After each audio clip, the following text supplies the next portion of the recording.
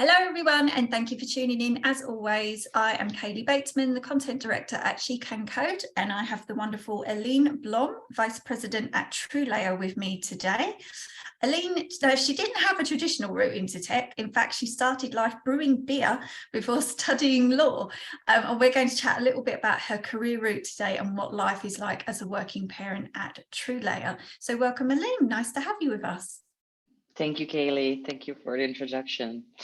Yes, my path into payments was not a traditional path at all. I studied law and then did a master in general management and started to work for a beer company where I soon actually discovered a passion for sales. And it was something that I did not want to do. So if you would have asked me, what do you absolutely not want to do? I said it was sales, but I loved it. So I couldn't help myself after having rotated in the company in 4 different functions.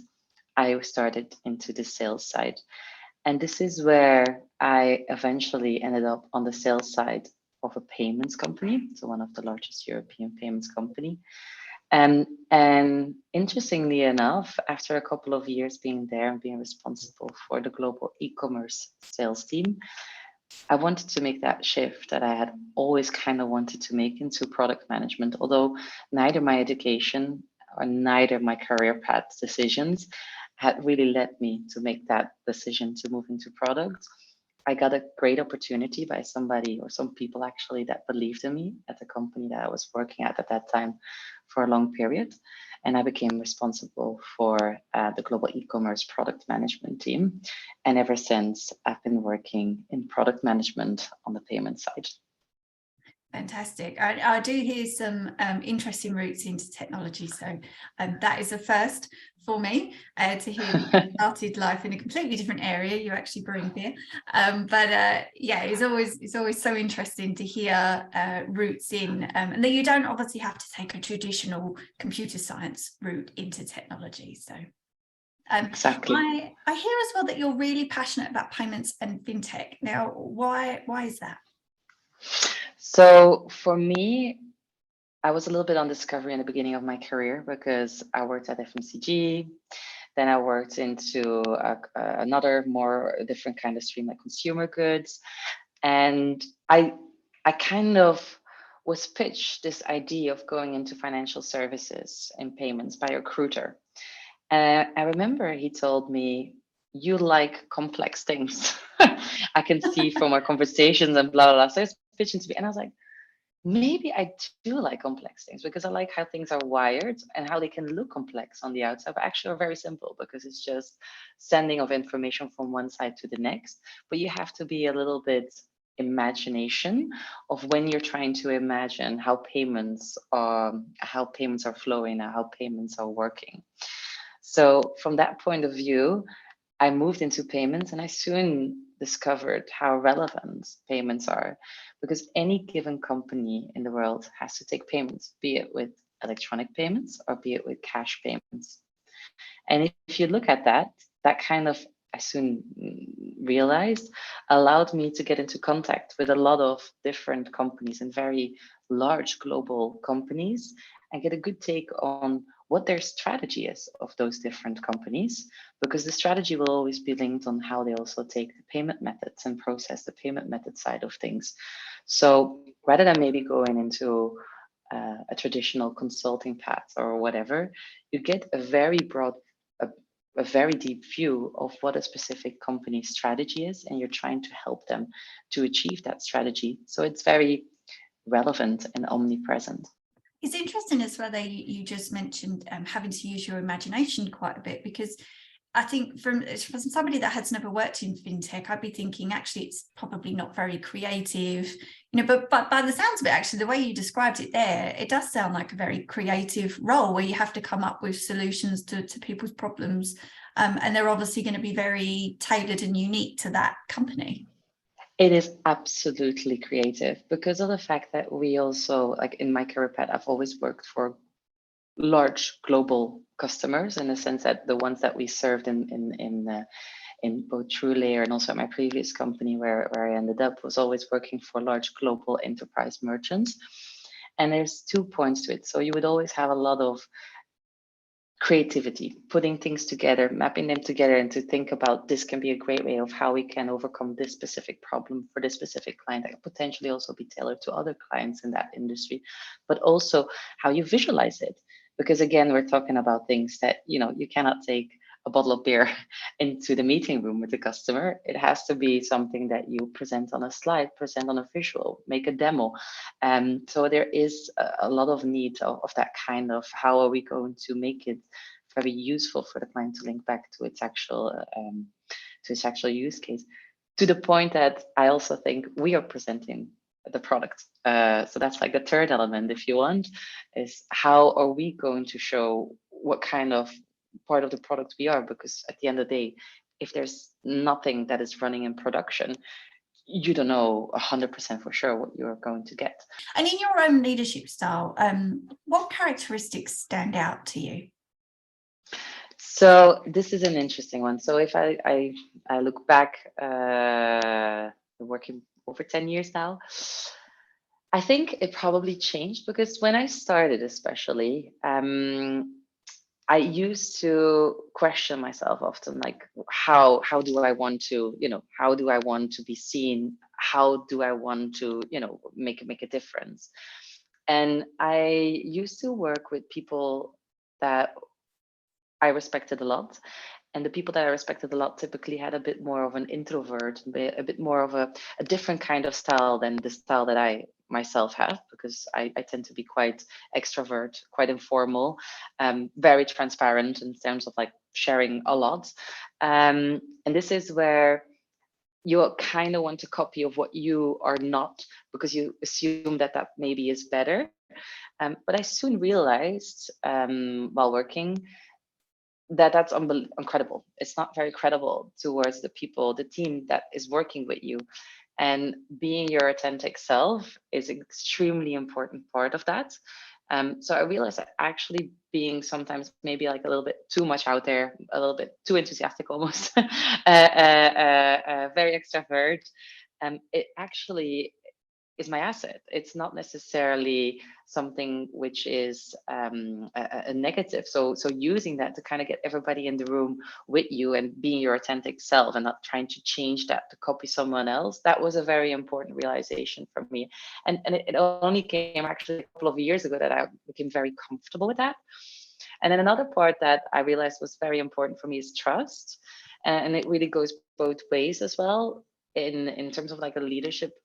I think it's very important that you trust your teams, but you need to trust each other in both ways, and you need to earn trust.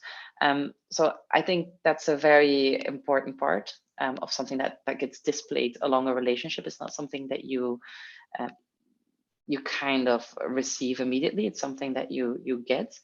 And then the last part is also an element of you're respecting the other person and the other person's work.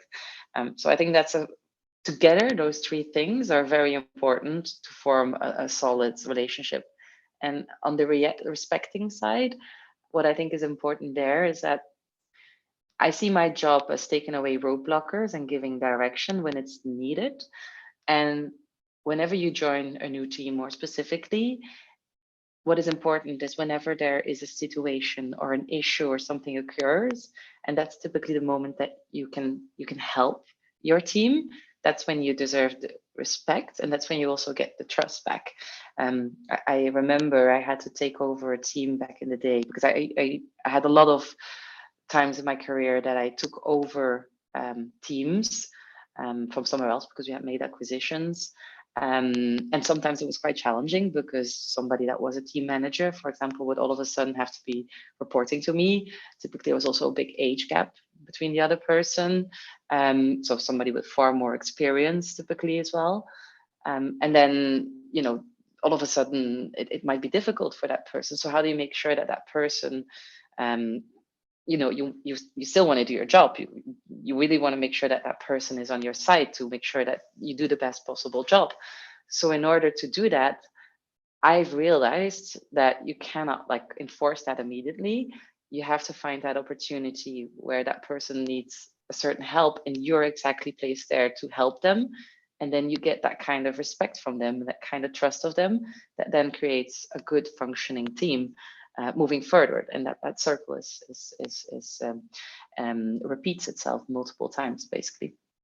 Yeah, it's interesting as well that you mentioned there that you've only really started to figure out some of this stuff recently, because I think that's something that a lot of our listeners are first and second jobbers, and they're quite new in their careers. And I think when you are very new in your career, you seem to think, I'm supposed to have all the answers. I'm supposed to know all of that. And it's so interesting to hear, you know, now that you're more senior, that it's these things start to dawn on you later in your career. You're not meant to have all the answers. And as you say, just being your authentic self is something that you don't realize until way down in your career, and you think, oh, I wasted all those years trying to be somebody else.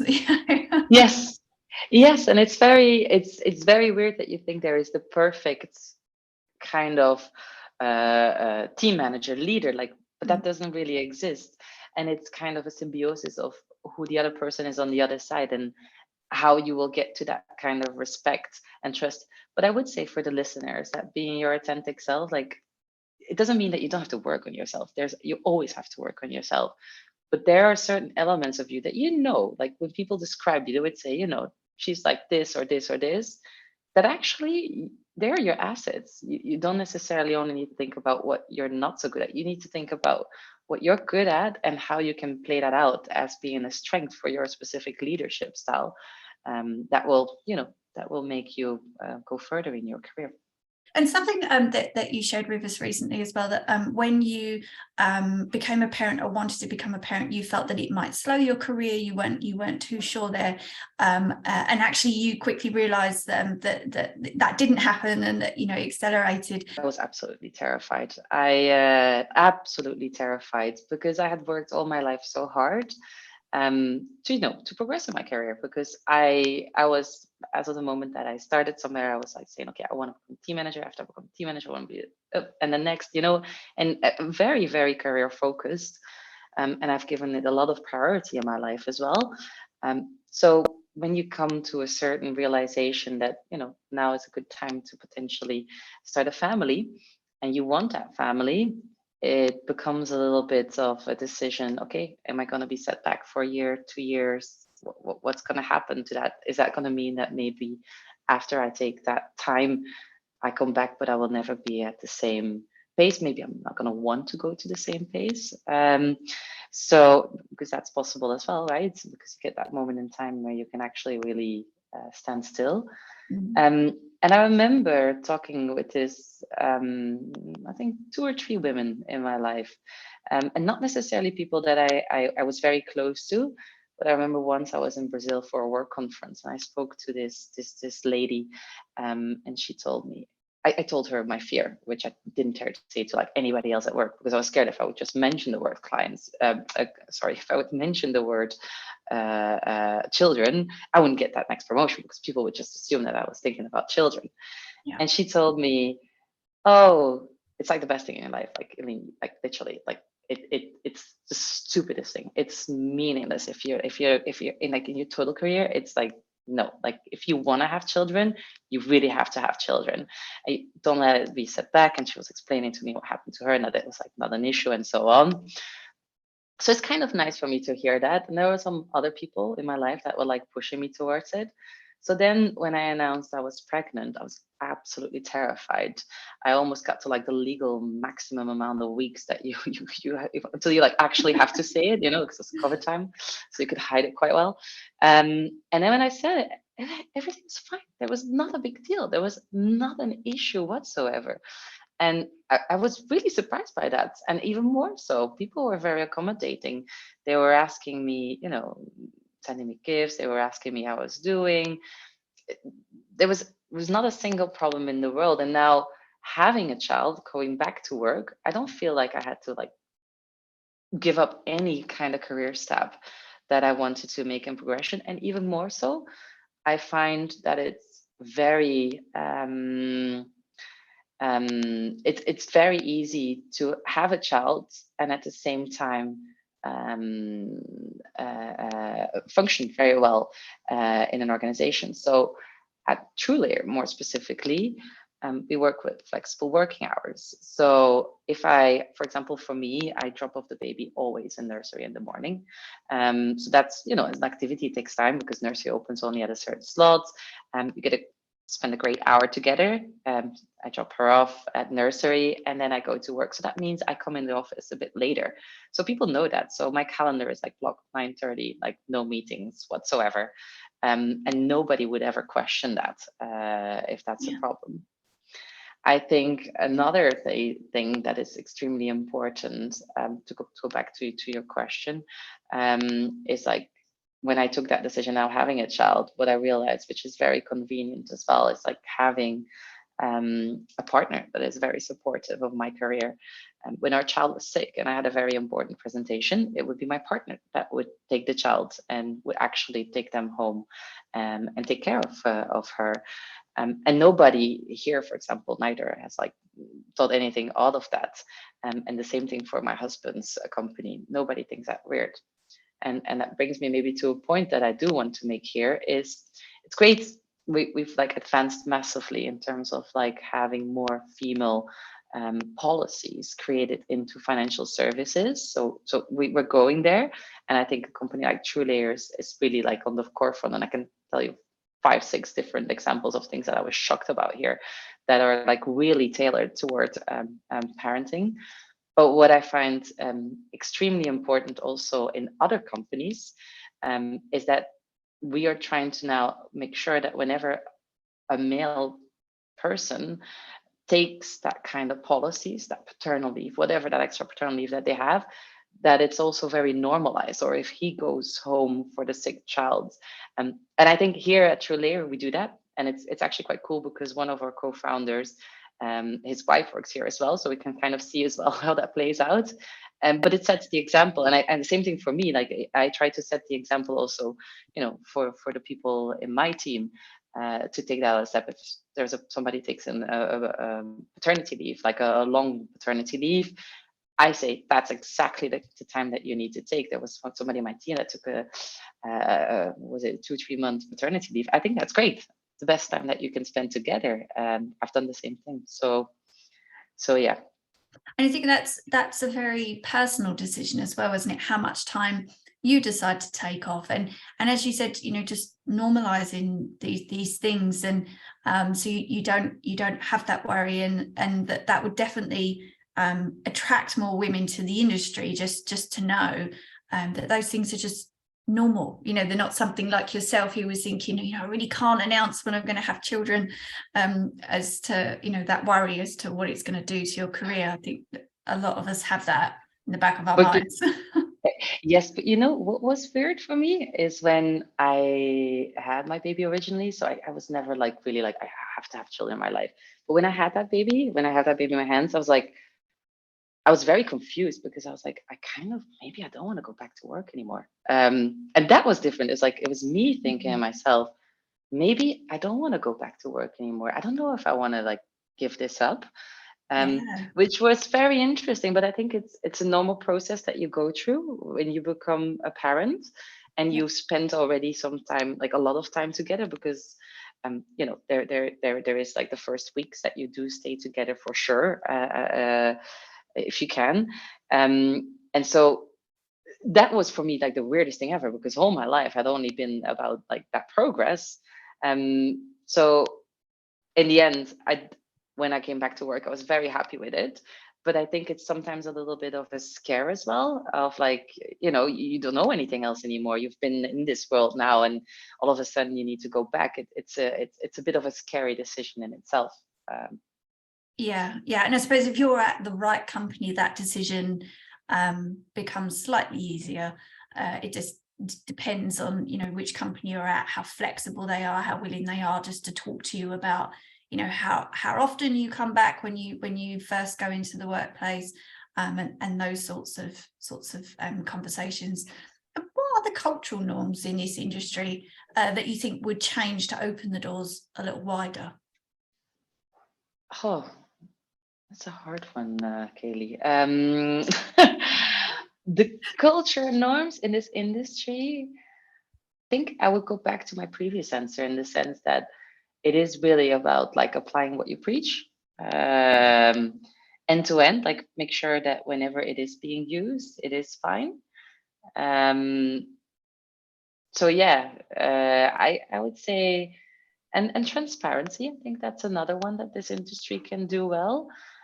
Applying what you preach and transparency. Yeah, if I see very male dominated like panels still or so on, I kind of say, okay, you have like at this conference this like a separate section for like women or like gender equality, like kind of side conference. So there will be like a reception for women in something, you know, in financial services industry. But then you see like 3/4 of the panels are only male dominated. Then I'm like, okay, that's somebody clearly at this event has not really thought this felt true. So I would say definitely like applying what you preach is an important part of that cultural norm. And then I think transparency, because I think what we've done in the UK with like, you know, obliging companies to showcase the pay gap between women and males, it has been proven to work. And we talked before we started this call briefly about, you know, tracking data to understand like how many women are currently being on board positions, and where this article of the Ernst & Young was saying that it's 40% at this moment, 42% I think even for non-executive in Europe, which I think is already like a good progression. But tracking and transparency more and more across companies, industries, and countries is going to allow us to also play a little bit more at heart, like where there's still a gap, and where we need to make a difference to make that policy change again. It shouldn't be a policy. Maybe that's the point. It should be transparency that comes from within the industry itself.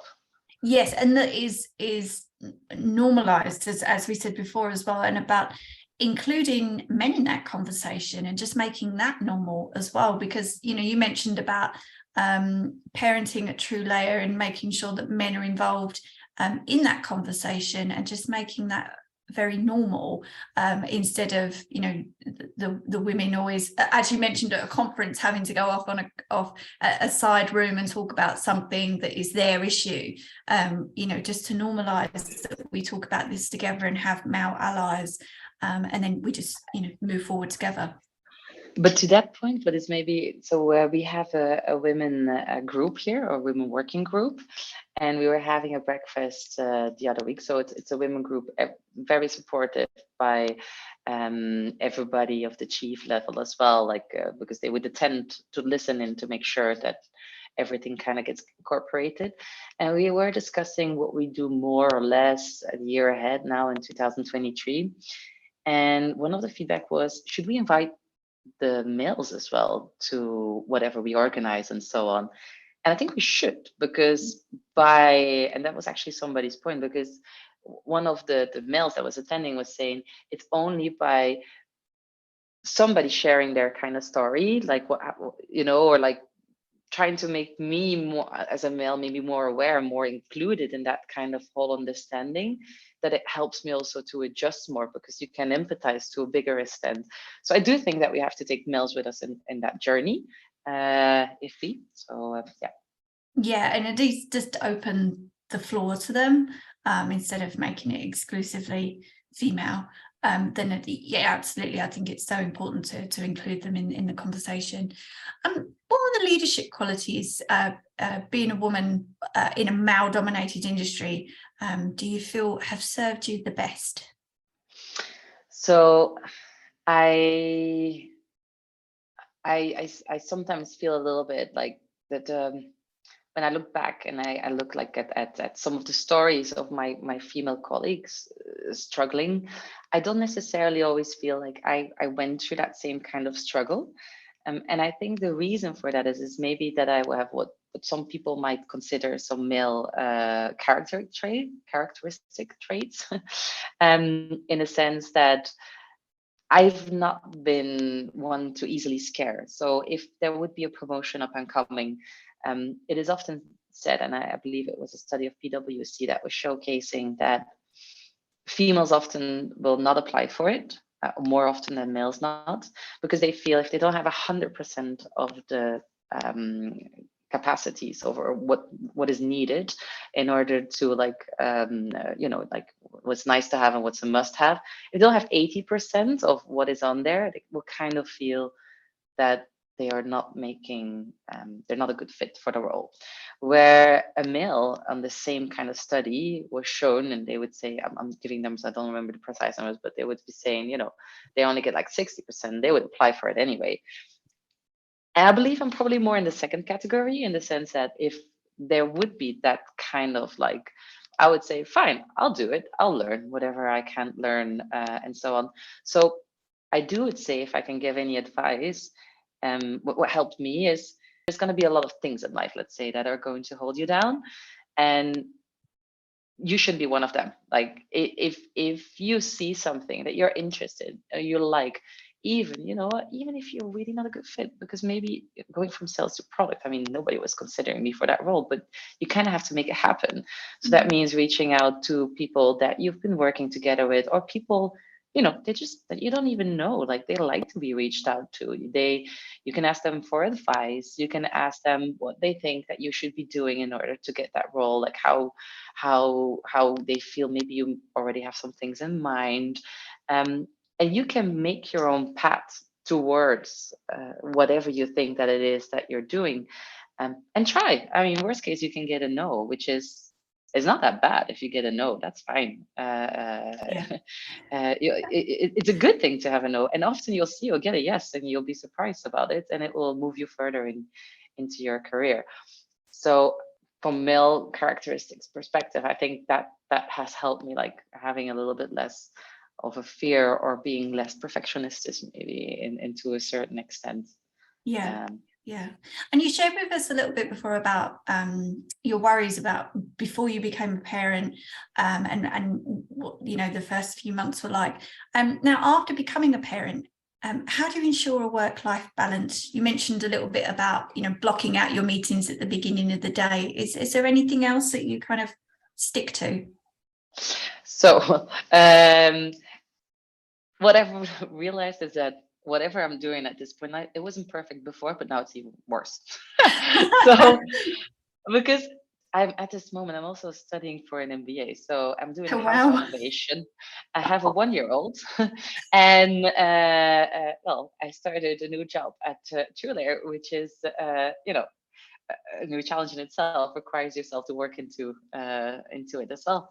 So yes, I realized it's not going to be perfect. So that's like the first thing. So our child, for example, gets pre-made food. Like whenever she's home on the weekend, like none of us is cooking, and I feel guilty about that. Obviously, I feel guilty. I see my other friends that have kids. They make it's not that difficult to cook for a 1-year-old. To be honest, it's just cooking some potatoes and like some veggies and mash it all together. So no, I mean, if you come at our house, like the laundry will probably not be done, and it's gonna be not perfect, but I'm fine with that. I think like if you're comfortable with that. And another point which I've realized is there's going to be moments where it's going to be very tense, it's going to be very stressful, it's going to be a lot at the same time, because even if you say it's not perfect, still it's going to be at some moments like a lot of work at the same time, that you also have your friends or family over or whatever, or it's going to be intense, be it in multiple parts of your work or your life, or both separate. It's going to be hard, but then it goes fine again as well. I think a very nice example of that, like just recently. So here at TrueLayer, we had a full week off for the full company during the Christmas period, which basically meant that nobody was slacking. So we use Slack. We don't really use email, but let's say for our other companies, maybe the equivalent to email. There was not a single email being sent out. So you feel also zero need to kind of respond, because nobody's online, everybody is off. And the moments before that were so intense and were so full on that it was kind of nice to have this kind of, it's going to go up, it's like a roller coaster, and then it goes down again, and then it's fine, you're all like a little bit static and relaxed, and we're all ready to like kind of start the year again. So I think that's two things that help, high, low, it's going to get better in the end. And you'll have some time off to get ready. And then I think blocking my agenda is a really important part of what I try to do. And I do really try to minimize any weekend work. So I would not unless it's really, really needed, I would take some weekend, but it would never be more than maybe 1 or 2 hours in a weekend. So never anything more. And I think it's probably more because of I could be more efficient during the week, cut off some of the meetings a little bit shorter.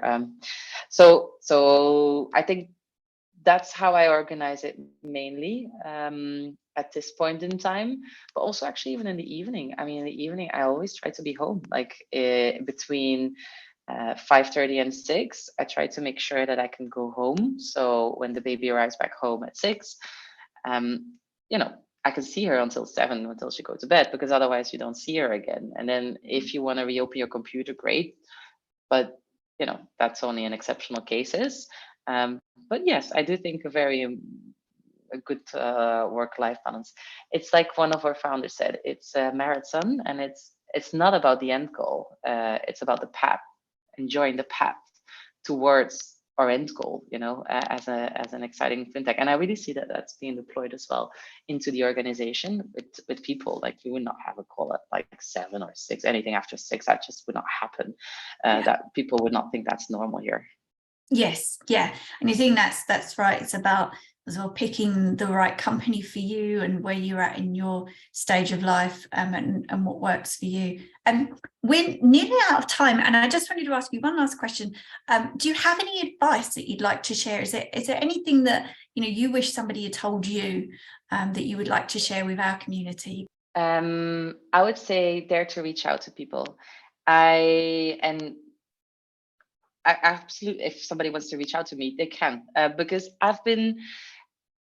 But don't wait until somebody asks you. I've been reached out to by, and I've done it myself as well, but I've been reached out to by some women, and they asked me, you know what, I'm just very interested in this kind of business or in this thing, or I see that somebody that could help me.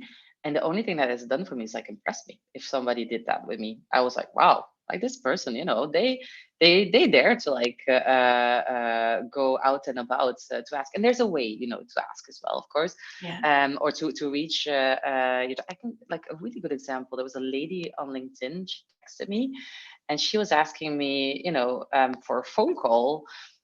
Quite aggressively, even for a phone call. And I was in this phone call, and actually she just wanted career advice. And I thought, wow, it's I should have done that. That's very smart if you considering a career move, or because it was not aggressive. I was just trying to say, she was very direct. It was not a very a vague intro. It was a specific date, time, to, let's meet then. So I would definitely say reach out. It cannot hurt. Worst case, that person doesn't reply to you, or maybe they reply, they say they don't have time. But yeah, definitely reach out, because it is an industry of helping each other, helping each other out. Well, it's not an industry, it's part of normal business. It's about if you're very motivated, people see that, and you have to show that. So you can't expect people to kind of guess what you want to do, and you can't people really have guessing.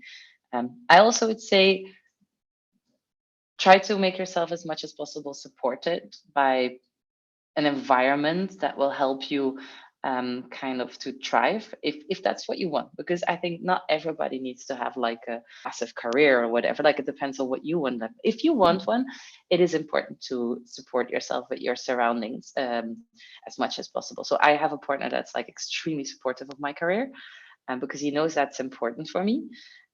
So I do think if you can have people around you that are friends, family, whatever, that are very supportive of that, and maybe also surround yourself with some kind of automation. I never go grocery shopping in my life, it's all online. But these kind of things do help kind of to make sure that whatever else you don't want to really spend time on, you're reducing that as much as possible, because I still want to go out and see my friends, of course, which is important to me. So yeah. Yeah, and I think it's and that goes back as well to the authentic self that we were talking about earlier, because you just mentioned there about being in an environment where you can thrive, whatever that looks like for you is so important, because I think when you enter the industry, or when you enter the world of work, you're immediately told, well, you know, now you have to start working to the next position and the next position. And if you're working in tech, you might be thinking, oh, you know, I actually need to work my way up to CIO or CTO. And you're absolutely right. That's not right for all ladies. That's not right for everybody in their path. And as obviously your work life progresses, and for instance, you might become a parent, then you know, what you wanted for your life and your career might change anyway. So it's back to just being, you know, your authentic self and being at a company that really, really supports that. And try to be honest about it, because there's no, I mean, we don't have to prove anything to anybody besides ourselves. Like you have to, if that's, you know, like for example, I like to go on holiday a lot. Like typically I would have like customers say, are you again on holiday? I would say yes, because for me, my passion is traveling. I just came back actually from a month of South Korea and Japan with our baby, which was 10 months old. And it was great. It was absolutely fabulous. And I'm never going to like not travel. And if people think I'm lazy because I like to go travel, then I think they have a problem. Yeah. I like to work very hard, but then I also like to take my time to fully disconnect and to, you know, to enjoy my life. Because I mean, I is there a medal to like work 12 months at 100%? No. And why would I want to do that? For who would I want to do that? So no, absolutely. I think that's important. And I'm pretty sure your employer would say the same. They don't want you to work like that. They don't want you to burn out, and to get the most from you, you know, as you said, switch off, enjoy. Yeah. And I think that cycle of what you want or can get is for everybody different. And I think that's also has to do like where you want to be in your progression ladder. And again, I wouldn't say that necessarily I work so much more now than I used to work 5 years ago. I think it's quite similar. So if people think the higher I climb into my ladder, it's going to get that much more worse. No, that's not true. Again, you can do your job great. You can do the extras if you want to do them. And then you'll see where you kind of end up. But you, it's still a balance. Like, I don't get these kind of industries that used to scare me massively, where, you know, you hear these consultants working until midnight every day. I could not live like that. I could not do that, that kind of lifestyle. What I did do was travel quite a bit before the baby arrived. Now, no, but because I don't want to, not because, so not in this point in time, at least. And so, but so I think for everybody that's different. If you know, if your stress levels are on a different like level of what you can have or like, so it's very difficult to say what is the perfect way of the perfect day for somebody with a child, or what is the perfect day for somebody that wants to have a work-life balance. I think for all of us, it might mean different things. But if somebody calls me at like 8 p.m., yeah, it will have to be because it's really necessary. Yes, yeah. It's setting that boundary as well, isn't it, as to what you're comfortable with. Exactly. And I think also that with becoming older, you're getting like, or it's not really about being older, having more experience, I would say. It's more and more that you're actually able and capable to, but set that example as well for your team. If I do that, then they feel also okay to be doing that, right? So I do think there is a job for me to play in that regards. Yeah. Yeah. Well, that is a lovely note to end on, Eline, because I'm so sorry, we're actually out of time, and it's flown by, because it's been a really interesting conversation. So thank you so much for coming on and chatting with SheCanCode today. We really appreciate it. Absolutely. And if there's anything I can do to help any of your community members, please do reach out. Thank you so much. And to everybody listening, as always, thank you so much for joining, and we hope to see you again next time.